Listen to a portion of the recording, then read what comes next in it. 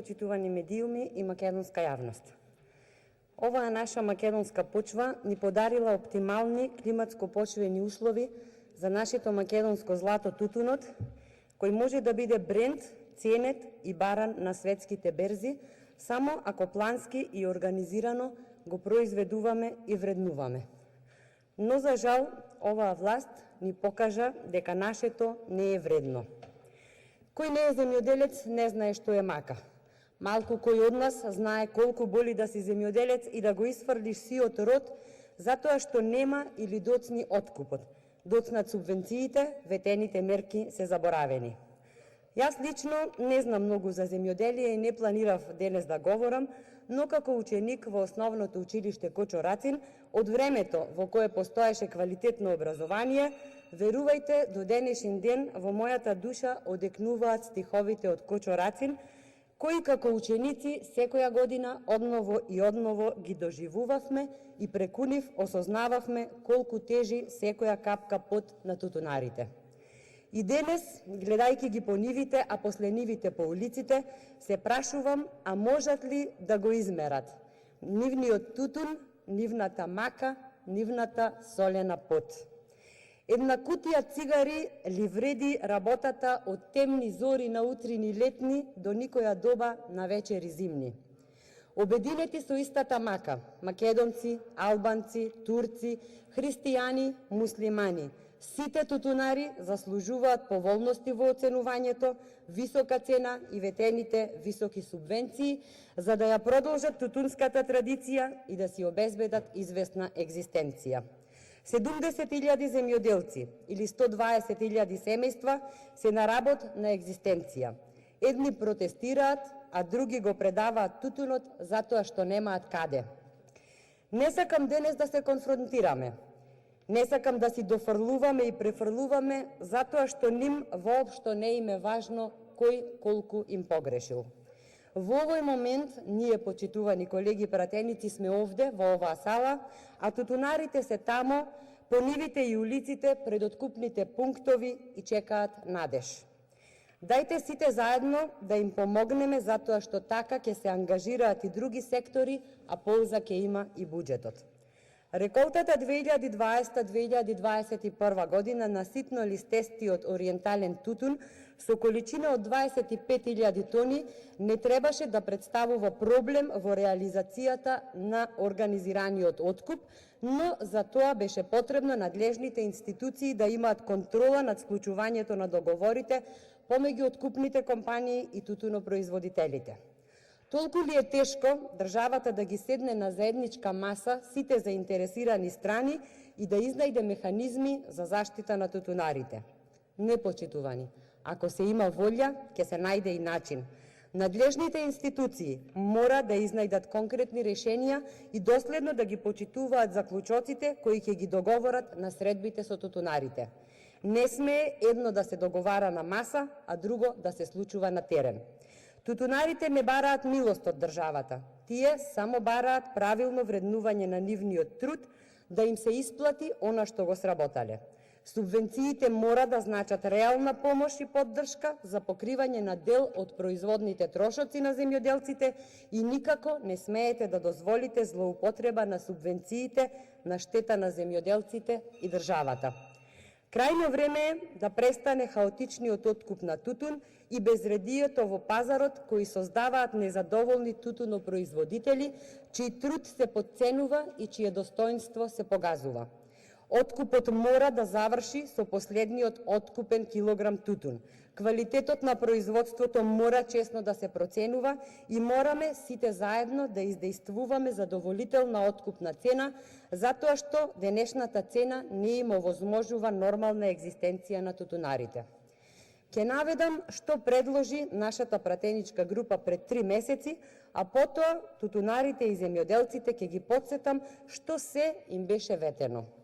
Значи, пред 3 месеци предложивме зголемување на субвенцијата за тутун на 120 денари за 3 и 4 класа, 140 за 2 и 160 за 1 класа, како би ја надоместиле разликата во цената. Кажавме дека Необезбедената банкарска гаранција за двете компании, Далија Табак и Орбита, се заканува без екзистенција да остави 1411 тутунопроизводители, што навистина представува сериозен проблем и можеби најдобро решение е откупот на произведената недоговорена количина на тутун да се реализира преку тутунскиот комбинат Прилеп. Сојузот на земјоделски здруженија треба да го почитува член 14 став 2, 3 и 4 од Законот за тутун и тутунски производи и да не дозволува откупните предпријатија да откупуваат иста класа по различна цена. Со законските измени е дозволен увоз на тутун, што дополнително влијае врз ниските цени со кои тутунарите не се во можност да ги покријат ниту основните производствени трошоци. За таа цел потребно е итно враќање на старото законско решение кое забранува увоз на тутун за домашните преработувачки капацитети со единствена цел да се преработува ориентален тутун од домашно производство. Основниот закон за земјоделство и рурален развој ја обврзува владата да интервенира во стабилизирање на пазарот во случај на пореметување на пазарните односи и разлика во висината на откупната и производната цена. Владата мора да го штити домашното производство и затоа сметав дека е неразумен понатамошен увоз на ориентален тутун, затоа што со тоа му се наштетува на македонското производство и се создава вештачки вишок на домашен тутун кој ќе остане неоткупен, а владата има обврска да го штити домашното производство од секакви интереси и влијанија, затоа што на владата мора приоритет да и биде интересот на тутунопроизводителите. За жал, оваа година имаме најниска откупна цена на тутунот во последните 15 години. Илјадници семејства нема каде да го продадат тутунот што го произвеле, затоа што има околу 3000 тони тутун за кои не се склучени договори за откуп. Тутунарите само си го бараат ветеното и затоа не заслужуваат да се поигрувате со ним, а им ветивте висока, сигурна и загарантирана цена на откупот на тутун.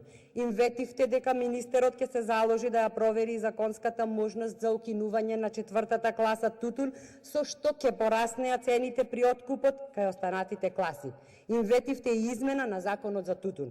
Понатаму, им ветивте откупните компании врз собствен избор први да ги склучуваат договорите со своите кооперанти. Министерството за земјоделство, шумарство и водостопанство врз база на доставените договори од страна на откупните компании да ги издава одобренијата, односно белите картони за производните површини под тутун.